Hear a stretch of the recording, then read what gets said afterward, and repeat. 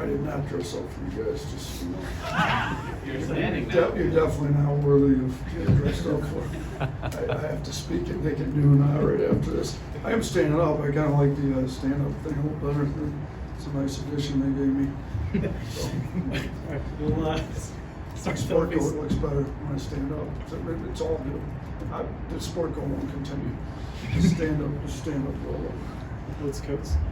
All right, I like start with that. an opening statement from coach, and then we'll take questions. So raise your hands.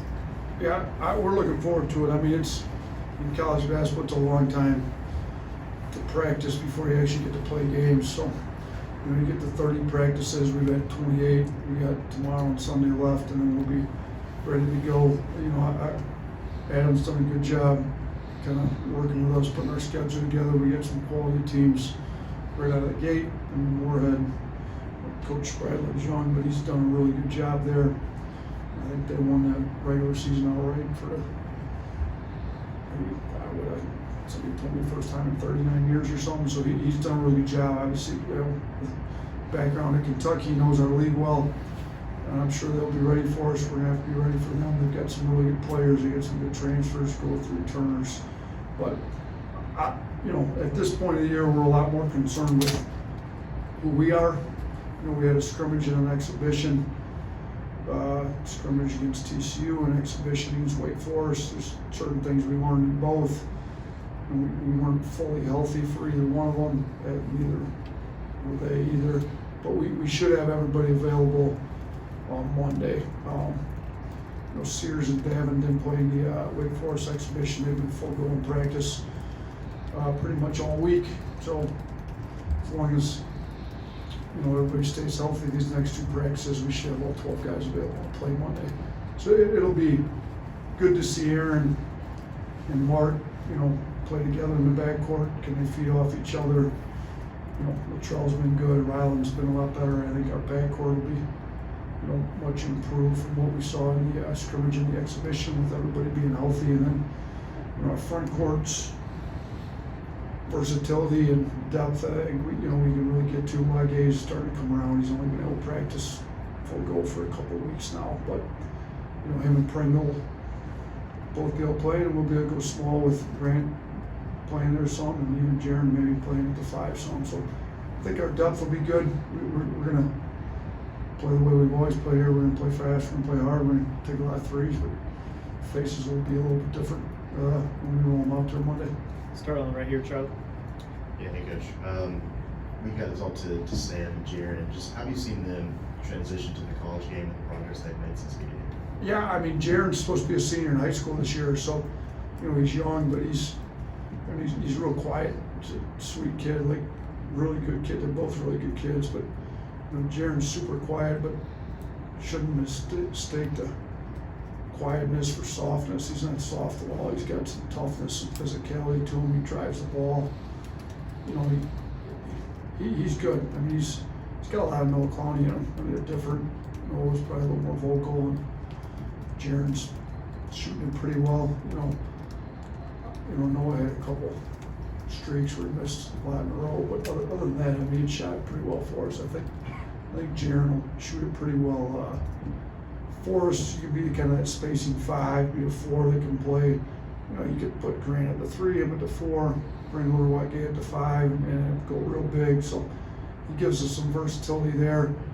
You know, and he's kind of good at everything in there, kind of in the front court. Shooting, can rebound it, guards well, athletic. You know, Sam, on the other hand, is like he's a sniper shooter. I mean, he hit 7 threes against TCU. He can really shoot it. We're trying to get him to be a little more physical. He put on 20 pounds since he's got it. He's just not used to playing.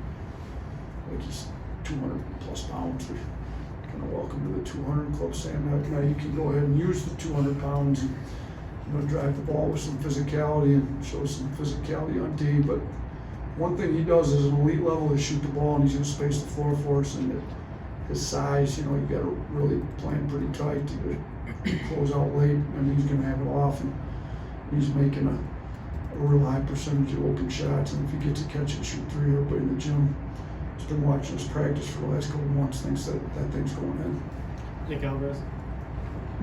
in non-conference play, so many new faces on the bench and on the court, what are some team chemistry signs that you're looking for just to kind of make sure things are progressing where you guys need them to be? Yeah, that's a good question. You know, I think we've got really good kids, like really good. I said kids are young men. So we've got high character guys, and I think they've been looking out for each other. I mean, Pringle's done a really good job kind of organizing different stuff in the off season. When it even came out, you know, I'm in a text with the players and our operations people, letting them know where they have to be at certain times. And there was a text they sent out basically saying, you know, all the scholarship guys need to be at such and such. And then Coleman here to do video shoot for the intro video. You know, they do a little intro video on the Jumbotron or whatever we call it here. Literally within a minute of it coming out, I saw a text from Pringle like, I give up some of my, what do you call it, some of my airtime, video time, like screen time. I give up some of my screen time if we can get Kai and Max in there. You know, just trying to make sure that the walk-ons that have been here get included. I thought that was great, but you know, I think it's, you see guys, you see like Rylan, you know, Sam's playing really well, and him and Rylan, you could easily play them together, but they kind of play the same position. Sam was struggling in practice a couple of days ago, and Rylan kind of went up, put his arm around, ran the sprints next to him, even though Rylan's team had won, didn't need to run a sprint, kind of what's meant to these young guys. I think we're seeing a lot of that. You know, Pringle and Rylan were both here last year. They understand what it takes to win. We had a really tight-knit group last year, and they understand that you gotta have some chemistry, you gotta have some love for your brother. Everybody really needs to want their teammate to succeed, and I think we got a lot of that going. Now, we haven't played a game yet, so we haven't had somebody not get as many minutes as they think they deserve, so some of those chemistry issues start to get really hashed out once games start. Did you play well? Did you play bad?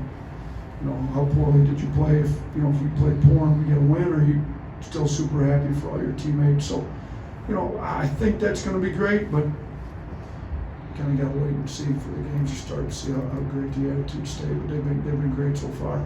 I'll stay on the left with Tony. Would the ideal to put Grant Nelson at the 3? Is that what you're kind of looking for? And just what is Jaren's flexibility? How does he allow you to do that? Yeah, I mean, I think when you watch us play, Grant's going to be able to play all over the front court, 3, 4, 5, and bring the ball up to 4. You know, letting Sears and Estrada and Reitz will play off the ball too. So getting Jaren really helps us be able to play Grant at the 3 though, because Jaren's really an ideal 4-4-5, okay, just like Clowney. Started at 4, bumped down, played a lot of 5. Jaren's ideally, that's kind of our guy at that spot. And, you know, we did well with Clowney, took him from where kind of an unknown commodity to a first round pick. I think we can do something similar with Jaren. I think Grant's definitely not an unknown commodity, nor is Jaren really, but you know, I think both those guys have a chance to get drafted just with their versatility and how they're able to play on the perimeter at their size. In the middle with Chase.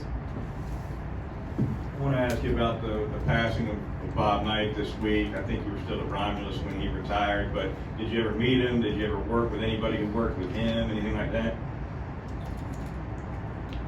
I never met him. You know, he was a legend, obviously. I read a lot of books, watched a lot of videos. You know, he had the motion offense kind of, I don't know that he necessarily invented it, but that's kind of what he's known for. So, you know, Chris Beard, I believe worked for him. He kind of tries to still do a lot of things that he learned from Bobby Knight. The one guy I do know, Dusty May, was a manager. Dusty was an assistant in Eastern Michigan, which is right next to Romulus and Ypsilanti, or border each other there. Pretty much southeast Michigan, so I knew Dusty when he was an assistant in Eastern State.